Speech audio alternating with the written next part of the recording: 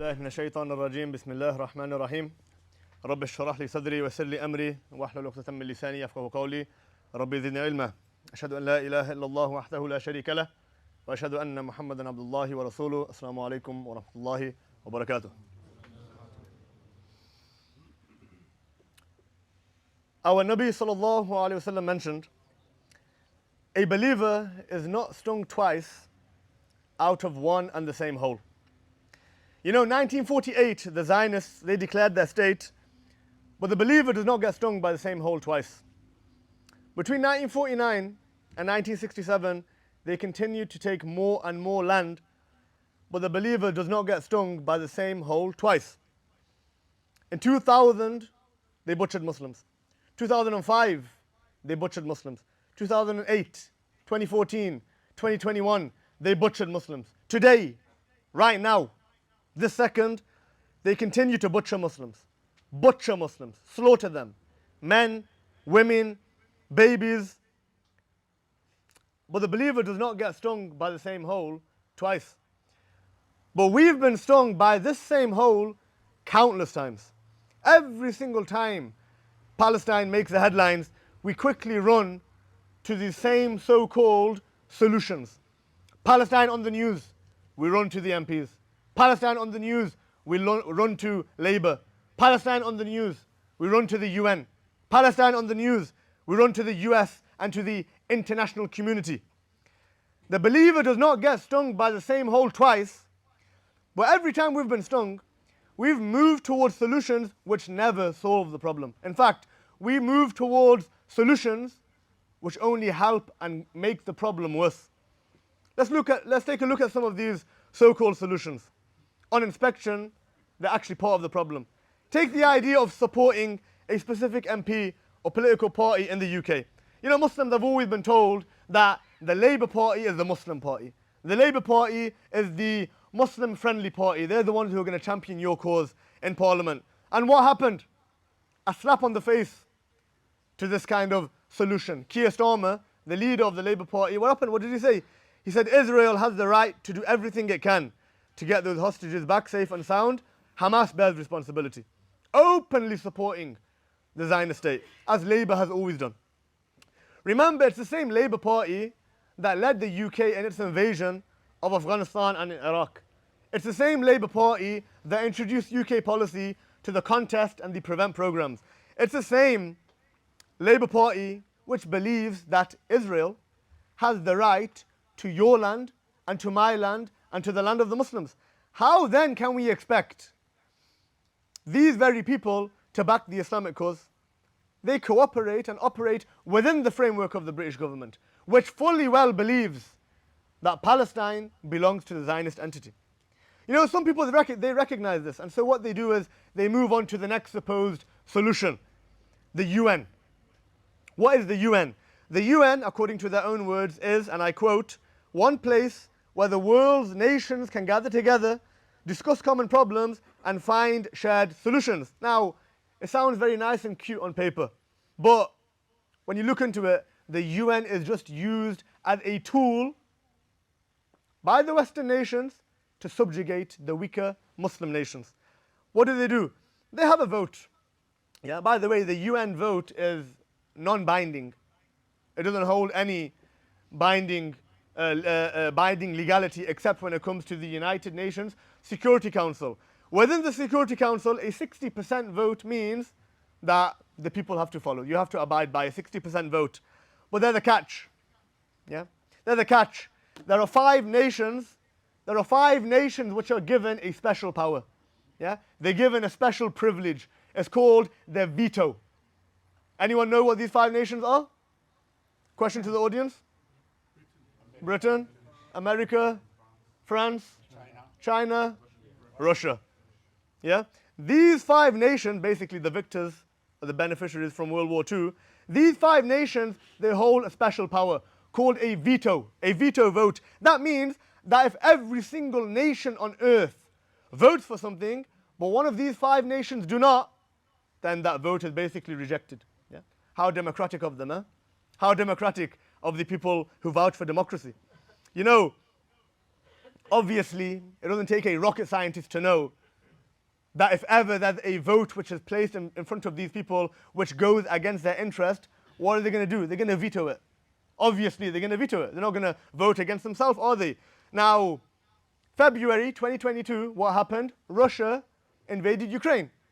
Now, what did these people decide to do? They said, you know what? Let's go and take this vote. Let's take this matter to the UN. And they said, we want to take a vote for the Russian Federation to stop its offensive against Ukraine. And guess what, guys? Russia's got a veto. Yeah? So, all the nations of the world, they actually voted for the proposal that Russia stops. One nation voted against it. Russia. They knew that. They knew Russia's going to veto the vote. Obviously, it's not going to vote against itself. So then, why even take it to the UN in the first place? It's a tick box exercise. It's a distraction. It gives people a feeling of, you know what, guys, at least we tried. We did our very best. We did as much as we could. We took it to the UN, but you know what, Russia, God cursed them. Yeah, they vetoed the vote. How dare they veto the vote? We didn't know they were going to veto it. At least we tried to do what we could. When it comes to the Palestine issue, the patheticness of the UN becomes even more blatant. In total, since World War II, there have been about 270 vetoes. Yeah? Since World War II, there have been about 270 vetoes. 90 of these have been used by the US. Yeah? The US has used the veto 90 times. Out of the 90 times that the US has used the veto, do you want to take a guess how many times it used it in favor of the Zionist entity? 90 times. Almost, not quite. 53 times. 53 times. 60% of the time that the US uses its veto is in favor of the Zionist entity. So what you find is there aren't 5 nations with a veto. There are actually 6. Yeah? The Zionist entity basically has a veto as well. How is it possible that the UN is the solution to Palestine when every time the issue of Palestine comes up, the US just vetoes it? The US simply vetoes it. Also, notice here, although it wouldn't really make a difference at all anyway, but just notice how from these 5 nations, there's no Muslim nation. Even if a Muslim nation wanted to veto, although it wouldn't have made much of a difference, even if they wanted to veto, they don't have the option anyway. So how then can it be that the UN is somehow in the favor and the cause and the benefit of the Muslims?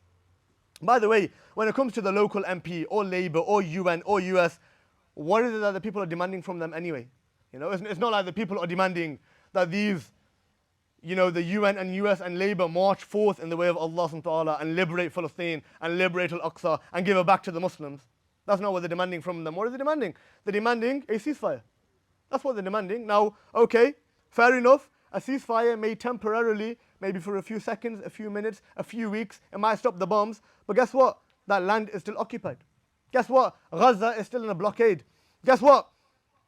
The people are left at the mercy of the Zionist entity. You cannot even put mercy and Zionist entity in the same sentence. But this is what a ceasefire means. And by the way, a ceasefire, for those of you who know, in mid-November, the British government, Parliament, they voted against it anyway. They don't even want a ceasefire. They've been very clear about that. We do not want a ceasefire. We do not want to stop the support and the massacre of civilians. Earlier this month, the UN General Assembly, the UN, once again, 153 nations voted for a ceasefire. 10 voted against it, including the Zionist entity and the US. But guess what? There's another catch. The UN General Assembly is non-binding anyway. It's a recommendation. It's an advice. It means nothing. The Zionist entity can look at that and say, well, you know what? Thank you very much for your nasiha.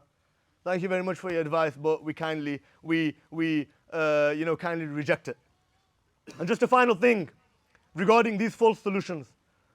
Who is Labour? Who is the UN? Who is the US to dictate Muslim policy? Who are they? Who has given them the right to be our source of politics, to be our source of law, to be our source of the way that we handle our own issues? Who has given them any legitimacy over the Muslims? Does Allah SWT command us that when a calamity like Palestine exists, that we should run to the local MP or to the UN or to the US? Of course not. That we should ask these kuffar for help after they are the ones who literally gave birth to the Zionists and then funded them and supported them for the last 70, 80 years. Allah SWT mentioned in the Quran, وَمَا كَانَ لِمُؤْمِنٍ وَلَا مُؤْمِنَةٍ إِذَا قَضَى اللَّهُ وَرَسُولُهُ أَمْرًا أَن يَكُونَ لَهُمُ الْخِيَرَةُ مِنْ أَمْرِهِمْ. It is not for a believing man or woman that when Allah and His Messenger decree a matter, to have any other choice in that matter. Meaning, when Allah SWT and His Nabi SAW give an order or a command or a solution to a problem, we follow that. We follow what they have given. What we don't do is take this command and throw it behind us and start looking at what the US and the UN has to say. Allah SWT mentioned in the Quran, فَلَا وَرَبِّكَ لَا يُؤْمِنُونَ حَتَّى يُحَكِّمُوكَ فِيمَا شَجَرَ بَيْنَهُمْ. But no, by your Lord they will not truly believe until they make you, O Muhammad sallallahu alaihi wasallam, a judge concerning that which they dispute amongst themselves. Allah subhanahu wa ta'ala reminds us in this ayah that we must not turn toward the enemies of Islam for our solutions. That our solutions lie clearly in Islam and in Islam alone. But that is the disease today, which has plagued the minds and the hearts of this ummah, which is that we have been duped into thinking that Islam is not fit for the 21st century. Islam is for the olden days. Islam is for the medieval days. Islam is incapable of solving the problems of the ummah today. But in fact, what you find is the opposite is true. That every other thing other than Islam has failed. Every other thing other than Islam is unfit for the Muslims.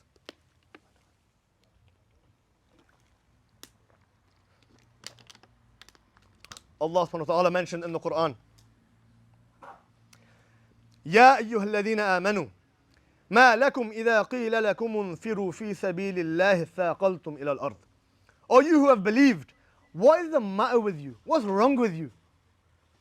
That when you are told to go forth in the cause of Allah, that you adhere, you cling heavily to the earth. Allah SWT mentioned in the next ayah, إِلَّا تَنْفِرُوا يُعَذِّبكم عَذَابًا أَلِيمًا وَيَسْتَبْدِلْ قَوْمًا غَيْرَكُمْ وَلَا تَضُرُّهُ شَيْئًا. If you do not go forth, Allah, He will punish you with a painful punishment and will replace you with another people, and that will not harm Him at all. That's not going to harm Allah to replace us with another people. Allah SWT mentioned in another ayah of the Quran, وَأَخْرِجُوهُم مِّنْ حَيْثُ أَخْرَجُوكُمْ. Remove them, expel them from where they have expelled you from. Remove them from where they have removed you from.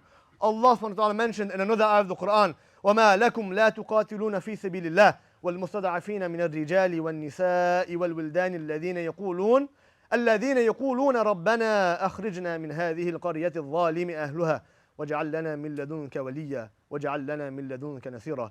What is the matter with you?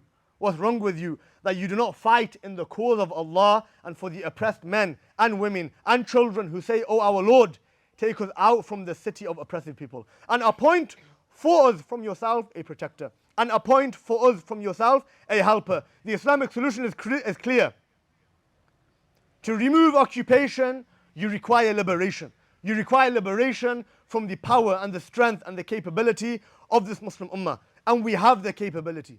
You know, just comparing the Zionist entity with 4 nations, Saudi Arabia, Egypt, Turkey and Pakistan, just these 4 nations, we have a population 78 times larger.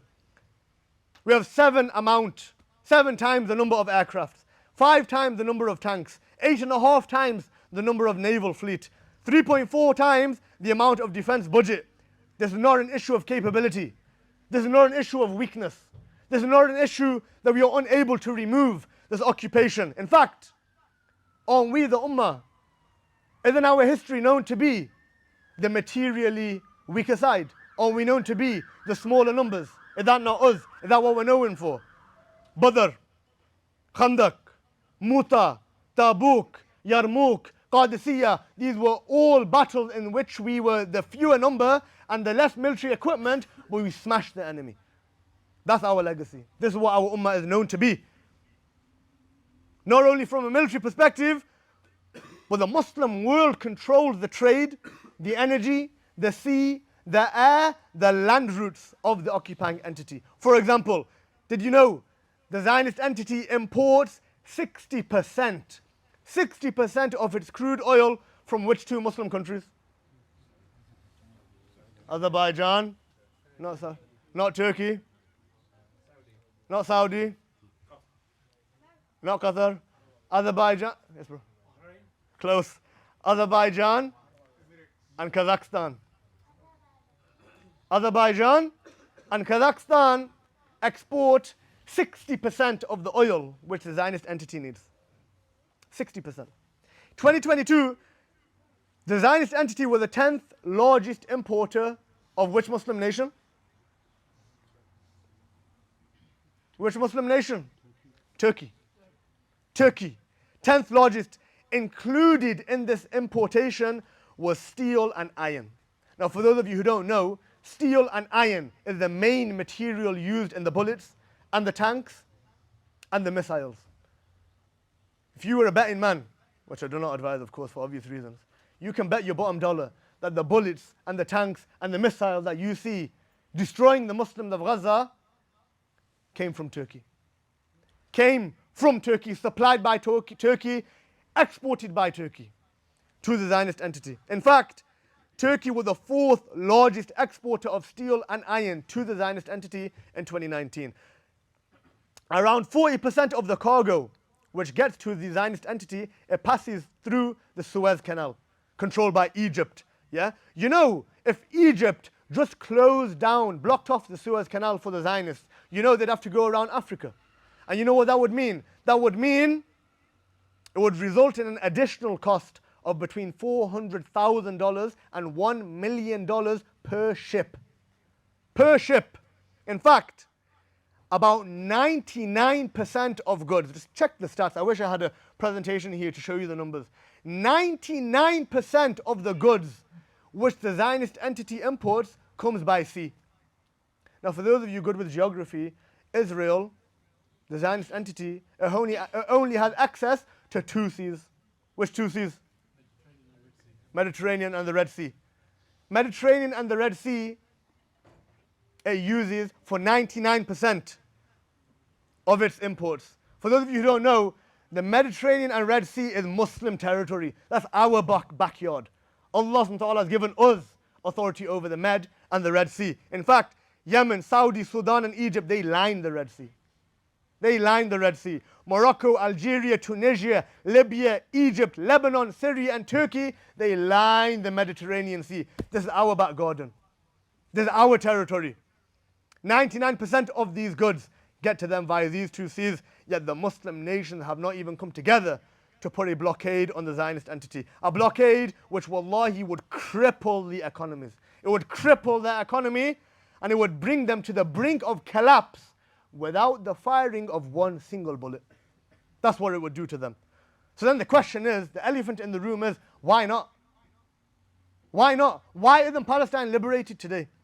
Everything I've mentioned about military, population, oil imports, steel imports, sea routes, all of this should be more than enough. Palestine should be liberated right now. But then the question is, why not? Why is Palestine not only under an occupation, but a genocide and a massacre?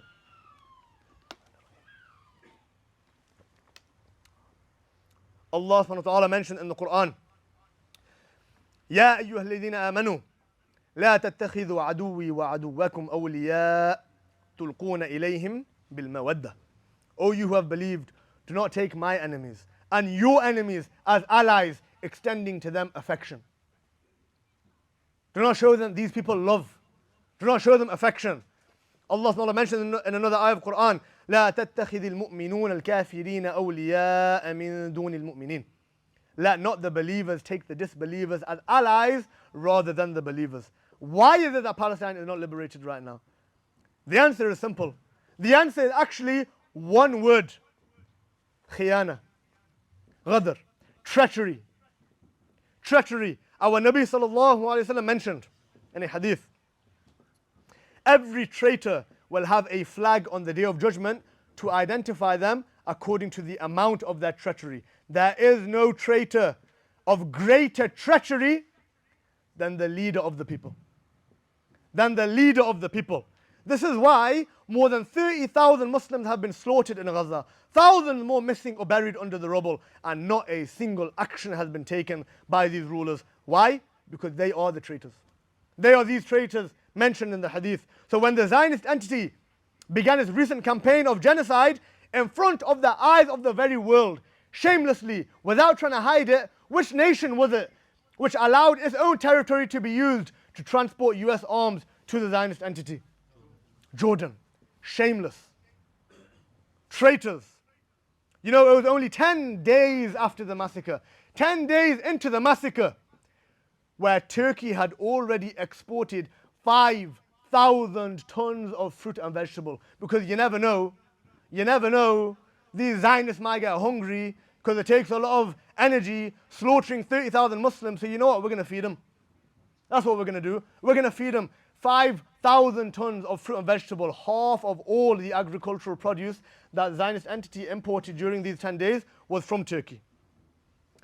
As the Ummah in Jordan and Egypt, they moved to the borders. They were demanding that the armies move. They were demanding that the borders open. At least let us go. If we're going to die, at least let us die with them. This is what they were saying. And who was it? It was their own security forces of Egypt and Jordan, who instead of using their power against the occupiers, they turned on their own people and they shot them with rubber bullets and they shot at them tear gas to repel them. They used the power against their own people instead of where it should be aimed. It is right now, as Muslim blood flows through the streets of Gaza, that the gas and the oil from the Muslim lands continues to flow to the occupiers. Over 80 days into this ethnic cleansing,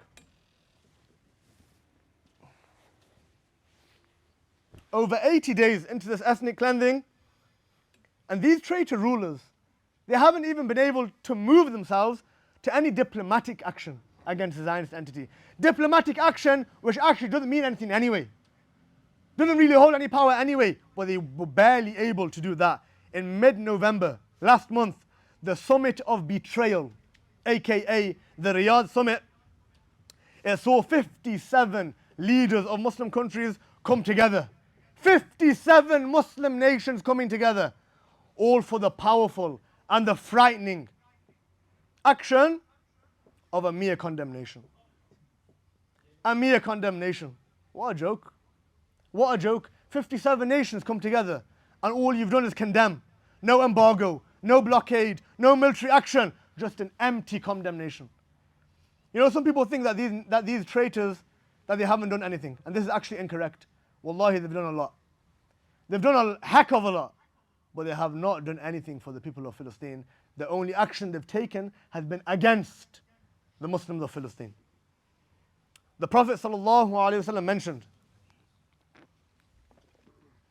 إِنَّمَا الْإِمَامُ جُنَّةٌ يُقَاتَلُ مِنْ وَرَائِهِ وَيُتَّقَى بِهِ. Only the Imam is a shield, behind whom you fight and you protect yourself with. Only the Imam is a shield.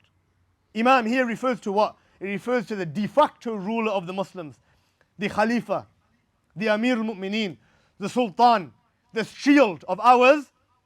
The Khilafah system and the Khalifa, who was the head of the state, it was destroyed and disbanded almost 100 years ago. And the treachery that we can see against Palestine today is a direct result of an ummah without this Islamic Khilafah system. Imagine, with a united ummah, under a central government, led by one single man, where the population, the resources, the capability which Allah SWT has blessed us with, would be combined and used in the way of Allah SWT and for the protection and the honoring and the dignity of the Muslims. It would be under this united ummah where Palestine would be liberated once and for all. In fact, it was under the unified caliphate of Umar radiallahu anh, during which Palestine was opened. It was at the time of Salah ad-Din rahimahullah, after unifying the Muslims, that Jerusalem was liberated from the Crusaders. It was the Ottoman Khilafah which acted as the protectors and the maintainers of Palestine and Al-Quds for over 400 years, and this would be no different for the future. The Amir of the Muslims, what would he do? What would he do if we had an Amir today? He would impose a sea blockade. where no goods headed for the Zionist entity would be given permission to access the Mediterranean Sea or the Red Sea. There would be an economic embargo where every single Muslim nation would not be allowed to export any oil, any gas, any steel, any agricultural produce to the occupiers. In fact, it's highly likely that Palestine would be liberated without the firing of a single bullet. But you know what? If push comes to shove, then the full might of the Islamic Ummah would be at the fingertips of the Amir. And he will use this strength to liberate Palestine, all within the just and the moral framework of the Islamic rules of military engagement. This is the battle of the Ummah today. This is our struggle today. Each one of us have a responsibility, have a duty upon us to make a demand for the restoration of this Khilafah system. Because if we truly have a concern for the people of Gaza, then we have to understand that nothing else can act as a shield for them except the Imam of the Muslims. And to end with good news and the glad tidings that Palestine will be liberated and that it will be part of the Khilafah system and that Jerusalem will be its center, I leave you with the words of our Nabi sallallahu alaihi wasallam, who said, this matter, i.e. the caliphate, will be after me in Medina, then in Asham, then in the peninsula, then in Iraq, then in the city, meaning Constantinople, then in Baytul Maqdis, Jerusalem, Al-Aqsa. If it is in Baytul Maqdis, its home country is there, and no people will be able to remove it, so it will return to them forever. And so we ask Allah SWT to send His help and His strength to the people of Gaza and Palestine, and to make us amongst those who are part of the liberation of Palestine, and to make us amongst those who are a part of the restoration of the Khilafah Rashida. أقول قولي هذا واستغفر الله لي ولكم ولسائر المسلمين جزاك الله خير. جزاك الله خير.